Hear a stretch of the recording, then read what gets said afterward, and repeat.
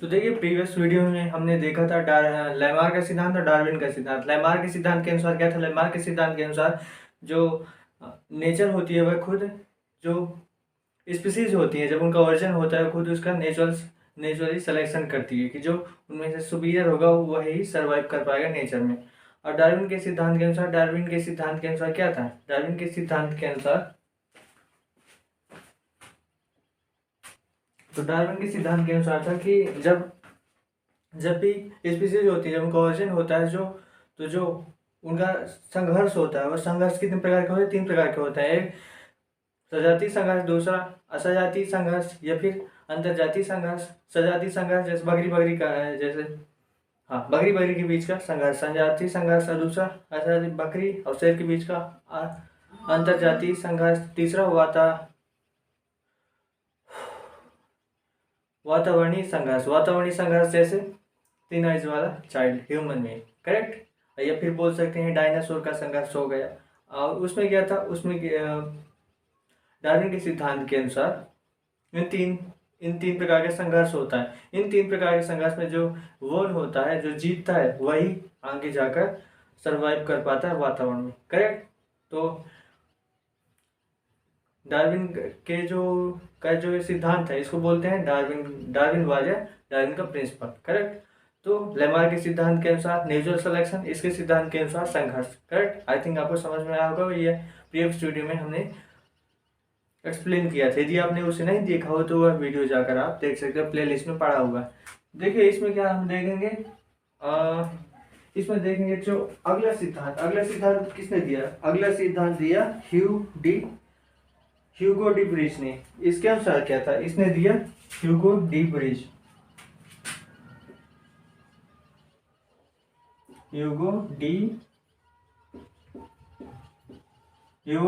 के अनुसार इसने दिया म्यूटेंट का सिद्धांत।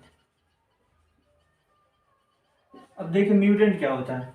देखिए, जब कभी फर्टिलाइजेशन होता है, जब हम ह्यूमन को भी लेकर चलते हैं, देखिए जब स्पर्म और ओवरी, स्पर्म और तो देखिए, जब फर्टिलाइजेशन होता है, जब रिप्रोडक्शन फर्टिलाइजेशन होता है, तो ये डीएनए है, करेक्ट।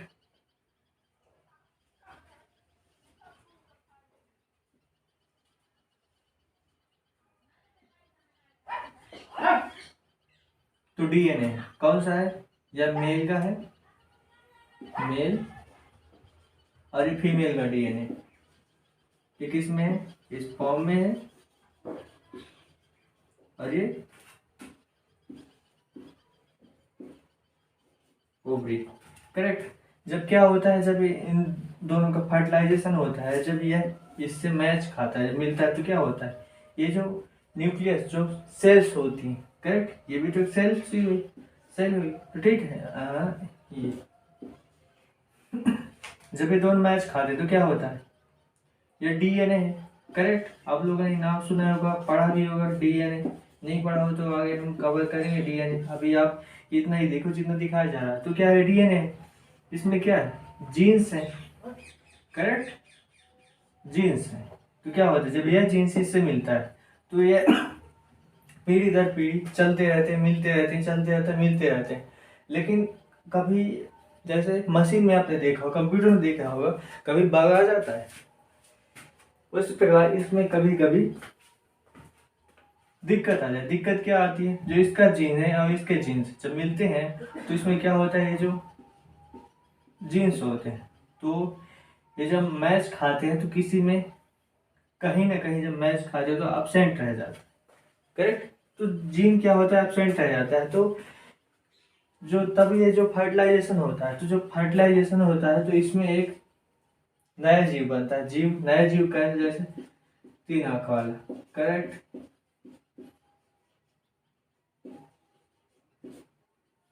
3 सिर वाला, 2 सिर वाला, ऐसे जीव बनते हैं।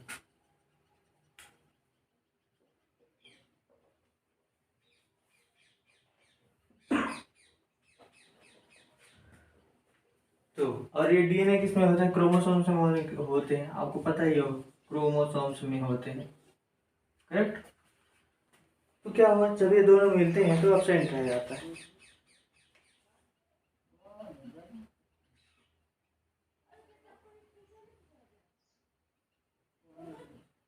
और यही जो एब्सेंट रह जाता है, इसी कारण क्या होता है, जो 3 आंख वाले जब बच्चे पैदा होते हैं तो इनमें क्या होता है, ये मैंने जस्ट प्रीवियस वीडियो में बताया था, क्या होता है 99% जीव क्या होते हैं, 99% जीवों की डेथ हो जाती है, करेक्ट। 3 आंख वाला, 6 अंगूठे वाले, 6 अंगुली, 6 फिंगर, करेक्ट। तो क्या होते हैं, ये जीवित हो रह पाते 99%, लेकिन जीवित नहीं रह पाते। तो इस प्रकार जो इसको बोलते हैं म्यूटेंट। म्यूटेंट क्या हुआ, जो एक जीव जो यह एक जीन अब्सेंट रह गया, इसको बोल देते हैं म्यूटेंट, करेक्ट। तो इसी को बताया था ह्यूगो डी ब्रीच ने।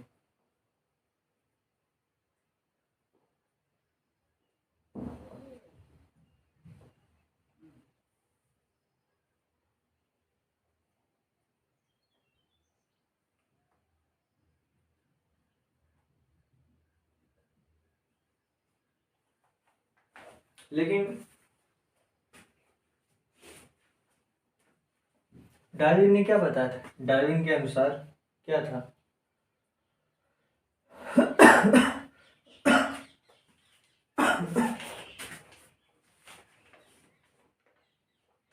डार्विन ने बताया था, डार्विन ने भी यही बताया था।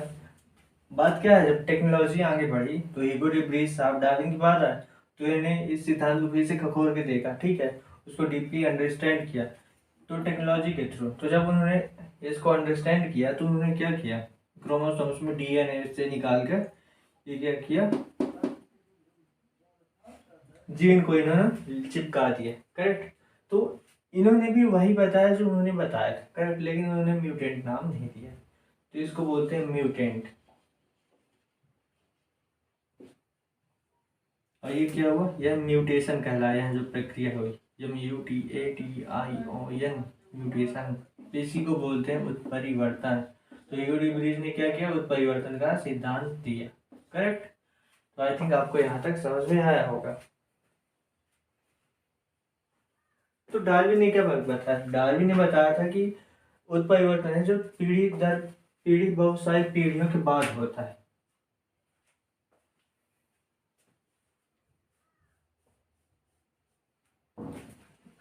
लेकिन लैमार्क ने क्या कहा था, नेचुरल सिलेक्शन करती है खुद, और उसमें जो सबसे बेस्ट होता है वही जीवित रहता है। लेकिन डार्विन ने क्या बताया था, डार्विन के अनुसार यही जो म्यूटेंट होते हैं इनका संघर्ष होता है, और जो जीवित रहता है वही आगे वातावरण में सर्वाइव कर पाता है।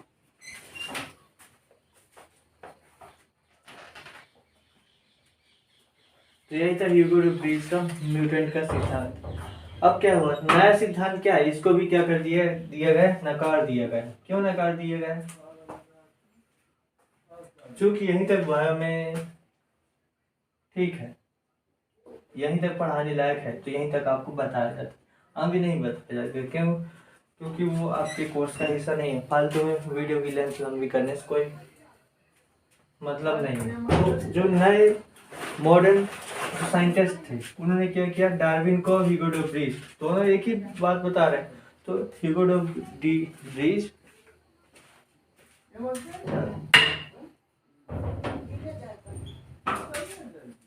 ह्यूगो डी ब्रीच और इनको, हाँ, डार्विन को, इन दोनों के जो सिद्धांत था इसको इन्होंने क्या किया, इन्होंने इस सिद्धांत को दोनों को, डार्विन और ह्यूगो डी ब्रीच, दोनों के सिद्धांत को इन्होंने जोड़कर नया सिद्धांत बनाया। और इसी को चूंकि इन्होंने, ह्यूगो डी ब्रीच ने क्या किया था, कॉपी मारी थी डार्विन की, बस टेक्नोलॉजी के थ्रू। तो डार्विन के नाम पर इन्होंने क्या रख दिया, नाउ डार्विन वार।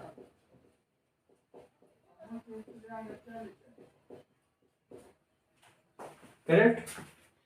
तब इन्होंने दोनों चीज को जोड़कर रख दिया क्या जोड़ कर रख दिया कि जब जीव पैदा होते हैं तो उनमें संघर्ष होता है। संघर्ष कैसा होता है? जो तीनों प्रकार के डार्विन में थे वो संघर्ष होते थे, वही संघर्ष होते हैं। लेकिन जब फर्टिलाइजेशन होता है तो क्या होता है? जो एब्सेंट रह जाता है जीन, तो उसमें म्यूटेशन की क्रिया होती है। जो एब्सेंट रह जाता है उसी को बोल देते हैं म्यूटेशन हो गया। और म्यूटेशन के बाद क्या बनते हैं? म्यूटेंट बनते हैं। और ये म्यूटेंट कितने डार्विन के अनुसार पीढ़ियों बाद बनते हैं। तो वही यहाँ भी रखा है डार्विन का, यह जो म्यूटेशन होता है पीढ़ियों बाद, कई पीढ़ियों बाद होता है। यही था डार्विनवाद। इन शॉर्ट टर्म में यही नव डार्विनवाद में क्या कि जीव जब कोई भी स्पीसीज का ओरिजिन होता है तो वह बहुत सारे संघर्ष करता है। उनमें से तीन संघर्ष होते हैं: सजातीय, अंतरजातीय और वातावरणीय संघर्ष। जो जीवित रह पाता है वही नेचर में रहता है। और ये फर्टिलाइजेशन के समय जो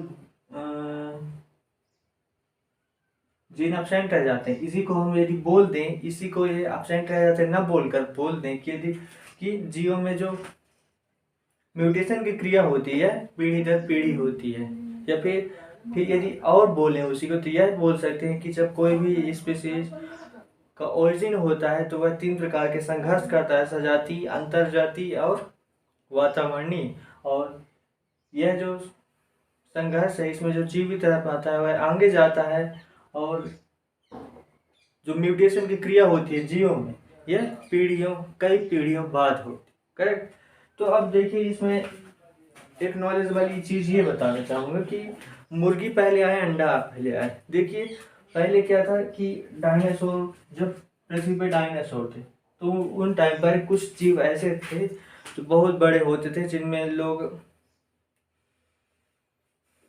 पंख बांधकर, भैंसे से भी बड़े होते थे तो उसमें उनके पंख थे। ठीक है, करेक्ट। तो उसमें क्या था कि जैसे घोड़े के आगे बांधते हैं मुंह में, वैसे उसमें करके उड़ा करते थे उस पर चढ़ के। आप लोग एक सीरियल आता था उस पर आप लोग देखा होगा, हो तो आप लोग सर्च कर लेना जिस प्लेटफॉर्म पर ये देख रहे हो, तो सर्च कर लेना आप, तो उसमें यूट्यूब में आपको मिल जाएगा। तो उसमें क्या था कि वो उड़ा करते थे। तो ऐसे ही जीवों में क्या हुआ? म्यूटेशन हुआ। करेक्ट। म्यूटेशन हुआ तो क्या हुआ? उनकी जो लेंथ थी और जो बॉडी का जो वेट वगैरह बढ़ाने वाला जो इसमें जीन था वो एब्सेंट रह गया। तो उसका अंडा क्या हुआ? तो छोटा हुआ। ठीक है। लेकिन जब वो अंडा जब छोटा हुआ तो क्या हुआ कि जब उसमें से जीव फोड़ के निकला तो क्या हुआ? जब फोड़ के निकला अंडा अपने पंखों से, प्रीवियस जो वीडियो था उसमें बताया गया है क्यों फोड़ के निकला, संघर्ष करके निकला। करेक्ट। तो उसमें म्यूटेशन क्यों हुआ? जिसके कारण वह छोटा रह गया। म्यूटेशन क्यों हुआ? क्योंकि उसमें जीन एब्सेंट था, लेंथ वाला और चौड़ाई वाला। करेक्ट। तो म्यूटेशन के बाद क्या हुआ? वही जीव आगे क्या कहलाया?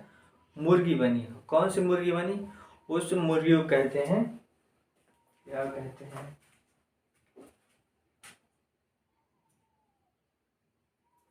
हाँ, उसी हैन को कहते हैं प्रोटोहैन। करेक्ट। प्रोटोहैन से क्या हुआ? जब धीरे धीरे प्रोटोहैन आए, फिर उसके बाद ऐसे म्यूटेशन होता गया और मुर्गी आई तो एक मुर्गा भी आ गया।